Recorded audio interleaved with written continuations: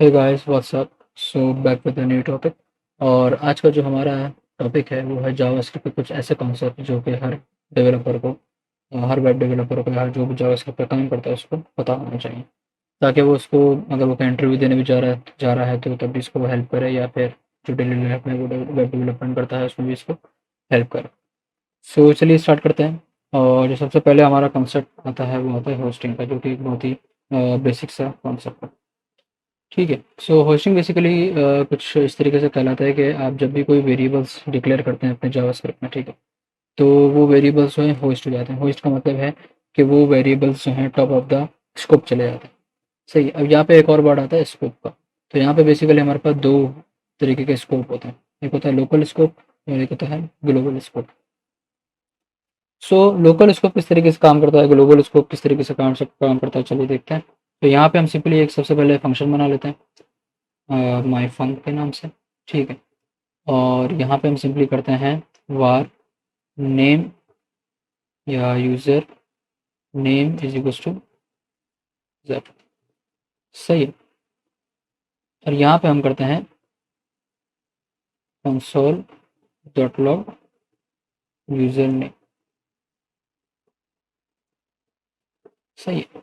अच्छा, अब यहाँ पे जब मैं इस फंक्शन को कॉल करूँगा तो मेरे पास यहाँ पे कंसोल में आप देख सकते हैं कि मेरा नेम आ गया। सही है। तो ये जो मैंने वेरिएबल डिक्लेयर किया है, सही है, ये बेसिकली इस फंक्शन के अंदर है, इस फंक्शन के स्कोप के अंदर है। तो ये बेसिकली इसका लोकल स्कोप के अंदर है, ये यूज़र नेम का वेरिएबल। सही है। सो इसका मतलब ये है कि अगर मैं इस यूज़र नेम का जो ये जो कंसोल है, तो मैं यहाँ से हटा के अगर यहाँ लगा देता हूँ, सही है, ये मुझे कहेगा user name is not defined. क्यों? क्योंकि ये जो यूज़र नेम का वेरिएबल है ये इस स्कोप के अंदर है, जो कि बाउंड हुआ है इस स्कोप में। सही है। तो ये होस्ट नहीं हो सकता, इसका स्कोप लोकल है। इसी सेम वेरिएबल को अगर मैं यहाँ पे ले जाऊँ, ठीक है, अब ये इस स्कोप से बाहर निकल गया।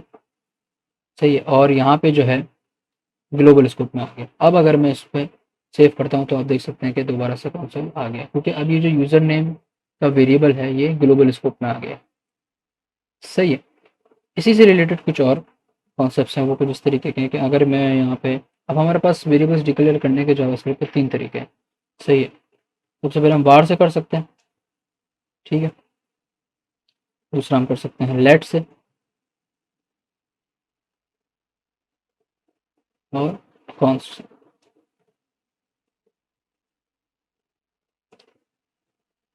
सही है। तो ये हमारे पास तीन वेरिएबल्स हैं जो कि अलग अलग तरीके से डिक्लेयर किए गए। ठीक है।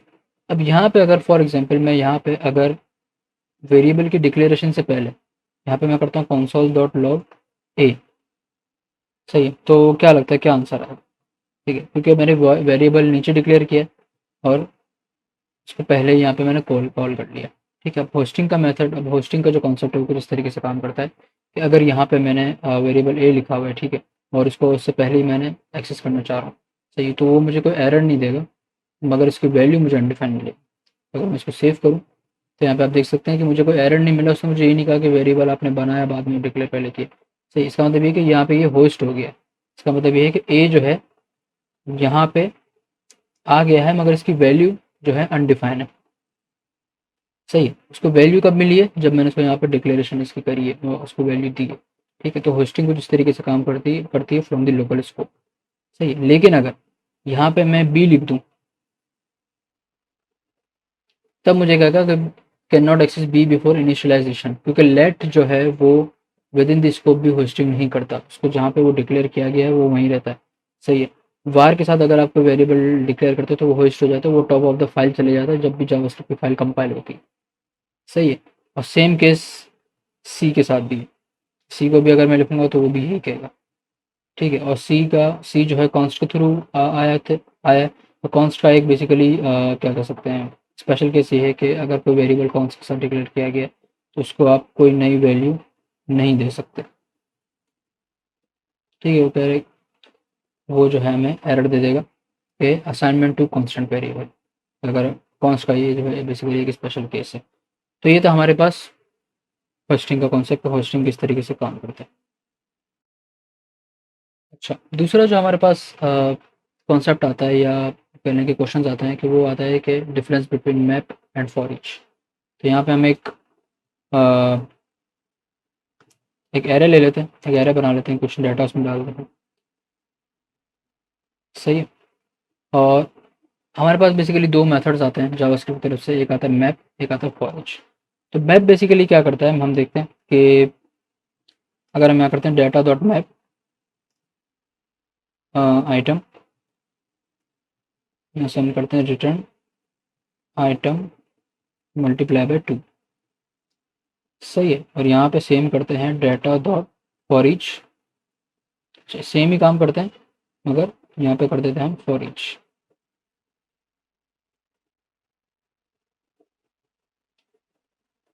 और इन दोनों के रिजल्ट्स को हम एक वेरिएबल में सेव करवा देते हैं मैप्स के नाम से, और यहाँ पे कॉन्स्ट और ठीक है, और इसको करा लेते हैं कंसोल मैप्स और फॉर्म्स। अच्छा, अब आप देख सकते हैं कि हमारे पास दो जो कंसोल हैं उसमें जो मैप्स है, ठीक है, उसमें हमारे पास कुछ वैल्यूज़ आई हैं, जिसमें से हमारे पास जो आइटम जो हैं, जितने भी आइटम थी सिंगल आइटम, वो मल्टीप्लाई बाय 2 होकर हमारे पास उसका आंसर आ गया। लेकिन फॉर ईच में ऐसा नहीं है। इसका मतलब ये निकलता है कि फॉर ईच हमें कुछ रिटर्न नहीं करता। फॉर ईच जो है सिंपल एक आइटरेटर है, ठीक है, जैसे कि हमारे पास फॉर लूप होता है, जो एक ट्रेडिशनल फॉर लूप होता है हमारे पास। सही है। उसी तरीके से हमारे पास जो अपडेटेड जो है वो है फॉर ईच। सही है। तो फॉर ईच जो है basically just a simple iterator होता है, जिस पे आप लूप करके आइटरेट करवा सकते हैं और जो भी आप फंक्शनलिटी अंदर परफॉर्म करना चाहें कर सकते हैं, मगर आपको रिटर्न में वो कुछ नहीं देगा। सही है। मैप में ऐसा होता है कि मैप जो है बेसिकली आप अपने इसको अगर मैं आसान लफ्ज़ों में समझाऊँ तो आप अपने एरे को अपने हिसाब से मॉडिफाई कर सकते हैं। सही है। अब जैसे कि मैं चाह रहा था कि मेरे एरे में जितने भी नंबर्स हैं वो मल्टीप्लाई बाय 2 हो जाएँ या मल्टीप्लाई बाय 4 हो जाएँ। सही है। तो वो मुझे सब कुछ करके रिटर्न में एक नया एरे दे देगा, और वो जो है उसकी जैसे कि आपने देखा कॉन्स्ट मैप्स में उसने मुझे एक बिल्कुल नया एरे रिटर्न किया है, जिसमें सारी वैल्यूज़ रखी हुई। ठीक है। मैप जो है एक्चुअली वो ओरिजिनल एरे को मॉडिफाई नहीं करता। अगर मैं यहाँ पे कंसोल करूँ डेटा, जो कि मेरा ओरिजिनल एरे है। सही है। तो ओरिजिनल एरे मेरा जो है बिल्कुल सेम है 1 2 3 4 5 6। मैप जो मैंने चलाया है उसने ओरिजिनल एरे को कुछ नहीं किया, ओरिजिनल एरे जैसा था वैसा ही। इससे जो सिंपल एक जो है अ, नया एरे मुझे बना के दिया। ठीक है। फॉर ईच जो है ये काम कर सकता है कि न्यू जो है क्या कहते हैं जो डेटा जो हमारा एग्जिस्टिंग एरे है, ठीक है, उसको मॉडिफाई कर सकता है। ये चीज़ फॉर ईच कर सकता है, मैप नहीं कर सकता। सही। तो ये एक बेसिक जो है डिफरेंस है मैप में और फॉर ईच में, कि मैप जो है is just as you can modify your array with your जैसे कि आप चाहते हैं। ठीक है, उसको आप इस तरीके से मॉडिफाई कर सकते हैं, और फॉर ईच में is just a simple iterator. सही है। तो ये था हमारे पास दूसरा concept, map versus for each. तीसरा जो हमारे पास कॉन्सेप्ट या सवाल आता है वो आता है नल वर्सेस अनडिफाइंड, कि नल में और अनडिफाइंड में क्या फ़र्क है। तो चलिए भी देख लेते हैं, ये भी एक छोटा सा कॉन्सेप्ट है। सो यहाँ पे मैं एक वेरिएबल डिक्लेयर करता हूँ var a। सही है। और उसको मैं करता हूँ console डॉट लॉग a। सही है। अच्छा, अब आप देख सकते हैं कि मेरे पास a की वैल्यू अनडिफाइंड आई है। सही है। अच्छा, अब अनडिफाइंड में और ए में फ़र्क क्या है, और सॉरी अनडिफाइंड में और नल में फ़र्क क्या है, इसको एक और तरीके से भी देख सकते हैं कि अगर मैं यहाँ करूँ टाइप ऑफ नल, मैं यहाँ करूँ टाइप ऑफ अनडिफाइंड। तो टाइप ऑफ नल जो है बेसिकली मेरे पास ऑब्जेक्ट है, अनडिफाइंड की जो टाइप है वो अनडिफाइंड ही है।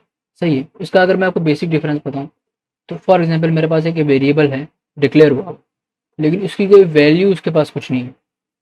सही है। तो इसका मतलब ये कि A is there but it is undefined, यानी कि ए के पास कुछ वैल्यू नहीं है। तभी मैंने जब कंसोल कराया था ए को तो मेरे पास जो है अनडिफाइंड आया था।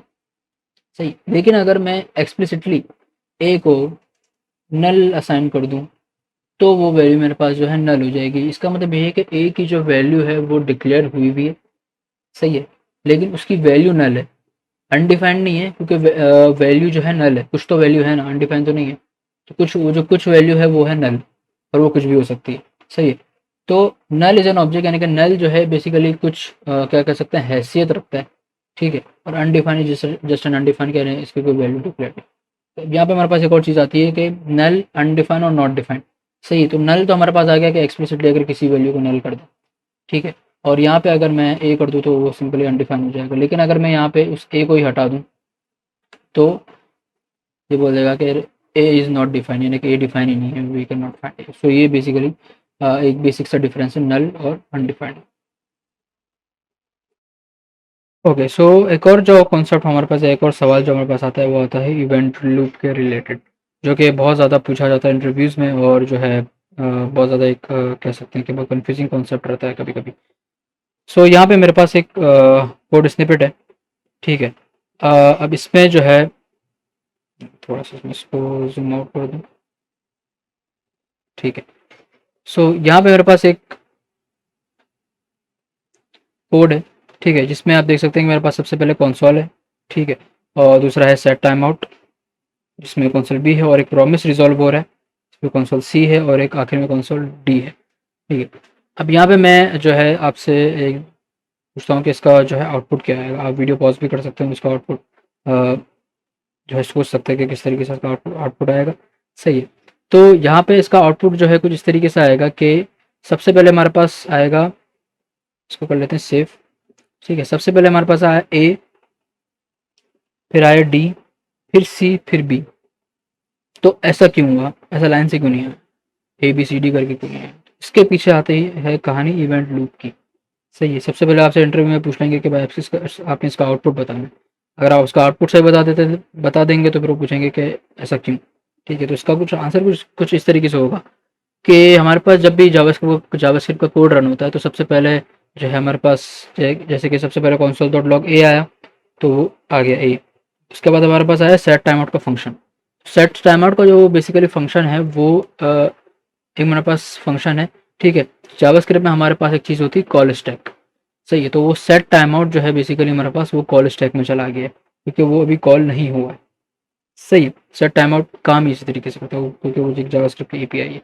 देन हमारे पास आया प्रॉमिस रिजॉल्व, ठीक है। ये भी हमारे पास एक जो है टास्क है, सही है, इसमें जिसको हम माइक्रो टास्क भी कहते हैं, ठीक है। तो ये प्रॉमिस जो है हमारे उस टास्क में चला गया। तीसरा आता है, चौथा आता है मेरे पास कंसोल लॉग डी, ठीक है, जिसके साथ कुछ नहीं है तो वो simply console dot log D चल जाए।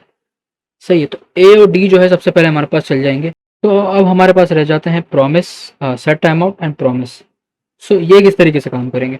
अच्छा, अब हमारे पास जो है जावास्क्रिप्ट में जो बैक पे जो इंजन है जावास्क्रिप्ट का, उसमें हमारे पास दो चीज़ें होती हैं। एक होती है टास्क, एक होता है माइक्रो टास्क, ठीक है, या इसको आप क्यू भी कह सकते हैं, क्यू और माइक्रो क्यू। जो प्रॉमिस है हमारे पास, ठीक है, वो जो है जाता है हमारे पास माइक्रो टास्क में। सही है, और माइक्रो टास्क जो होता है वो बेसिकली इसको आप कह सकते एक और भी इसका नाम होता है जिसका होता है प्रायोरिटी क्यू। सही है, तो प्रॉमिस जो है हमारे पास वो जाता है प्रायोरिटी क्यू में। सेट टाइम आउट जाएगा हमारे पास सिंपल क्यू में, या सिंपल टास्क जो होता है टास्क मैनेजमेंट के लिए होता है। सही, देन हमारे पास आता है event loop. Event loop actually किस तरीके से काम करता है, इवेंट लूप का बेसिकली काम होता है कि माइक्रो टास्क या टास्क माइक्रो टास्क या नॉर्मल टास्क में से चीज़ें उठा के कॉल स्टैक में डालना, ठीक है। कॉल स्टैक का काम होता है उस चीज़ को कॉल करना। सही है, तो प्रायोरिटी क्यू या माइक्रो टास्क जिसमें हमारा प्रॉमिस रखा हुआ है, सही है, इवेंट लूप क्या करेगा, वो चेक करेगा कि भाई माइक्रो टास्क में कुछ रखा हुआ है या नहीं, देखेंगे हाँ प्रॉमिस रखा हुआ है, तो प्रॉमिस को डालेगा कॉल स्टैक में, कॉल स्टैक उसको कर देगा कॉल। सही है, तो ये हमारे पास जो है यहाँ पे प्रॉमिस कॉल हो जाएगा और ये आ जाएगा यहाँ पे सी। देन वो चेक करेगा इवेंट लूप के टास्क जो है या नॉर्मल टास्क जो है उसमें हमारे पास कुछ रखा हुआ है या नहीं। वो चेक करेगा सेट टाइम आउट रखा हुआ है, और सेट टाइम आउट में जो भी चीज़ होगी वो प्रिंट हो जाएगी। तो प्रायोरिटी क्यू पे सबसे पहले प्रॉमिस आया, देन हमारे पास सेट टाइम आउट आया। इसकी एक और जो है मैं आपको विजुअलाइजेशन दिखाता हूँ, जिसकी लिए एक बहुत अच्छी वेबसाइट है, वो मैं आपको दिखाता हूँ यहाँ पे। ये हमारे पास एक वेबसाइट है, इसका लिंक भी मैं डिस्क्रिप्शन में डाल दूंगा, JS विजुअलाइजर 9000, ठीक है। तो इसमें जो है आप ये पूरा कोड जो है इसका चलता हुआ देख सकते हैं। यहाँ पे आप देख सकते हैं कि मेरे पास टास्क क्यू है, माइक्रो टास्क है, कॉल स्टैक है, इवेंट लूप है। तो ये जो पूरा कोड लिखा हुआ है ABCD करके से, इसको हम जो है यहाँ पे रन करके देख सकते हैं कि यहाँ पे इसको अगर मैं यहाँ पे रन करूँ, सही है, सबसे पहले वो रन हुआ, ठीक है। अब यहाँ पे आप जो है इसको स्टेप बाय स्टेप इस टास्क को चला सकते हैं। सबसे पहले मेरे पास ए आ गया कंसोल में, आप देख सकते हैं ब्लू कलर का, ठीक है। देन हमारे पास एक टास्क क्यू में सेट टाइम आउट का फंक्शन आ गया, जो कि यहाँ पे एनोनिमस लिखा हुआ है फिलहाल। सही है। उसके बाद हमारे पास आया प्रॉमिस, जो कि आ गया माइक्रो टास्क में, जैसा कि मैंने आपको बताया। तीसरा हमारे पास आया डी, जो कि डायरेक्ट चल गया। तो सबसे पहले आ गया ए, देन डी। उसके बाद अगर मैं दोबारा स्टेप करूं तो इवेंट लूप जो है सबसे पहले माइक्रो टास्क को उठा कर डाल देगा कॉल स्टैक में, जो कि है प्रॉमिस। उसको अगर मैं रन करूंगा तो वो आ जाएगा सी। उसके बाद इवेंट लूप दोबारा चल कर चेक करेगा कि टास्क क्यू में कुछ है कि नहीं। उसके बाद टास्क क्यू में से रन अ टास्क, आप यहाँ पे इवेंट लूप को भी देख सकते हैं कि वो किस तरीके से काम कर रहा है। वो टास्क क्यू से सेट टाइम आउट का फंक्शन उठाएगा और इसको कर देगा प्रिंट। सही है। तो ये हमारे पास एक विजुअलाइजर है कि किस तरीके से इवेंट लूप काम करता है, माइक्रो टास्क किस तरीके से काम करता है। तो ये बेसिकली बहुत, आप कह सकते हैं कि बेसिक सा वर्जन है इसका, कि आप इसको आसानी से समझ सकते हैं। ठीक है। तो ये हमारे पास एक कॉन्सेप्ट था regarding events, event loop and micro task and normal task. Okay, so तो ये थे कुछ मेन कॉन्सेप्ट जावास्क्रिप्ट के, जो कि हर वेब डेवलपर को पता होना चाहिए, चाहे वो जावास्क्रिप्ट पे काम कर रहा हो या फिर वो कहीं इंटरव्यू देने जा रहा हो। तो इस तरीके के सवाल आते हैं, इस तरीके के कॉन्सेप्ट जो हैं पूछे जाते हैं। सो इंशाल्लाह जो है फिर मैं इसका नेक्स्ट पार्ट के साथ आऊँगा आपके साथ। तब तक के लिए अल्लाह हाफ़िज़।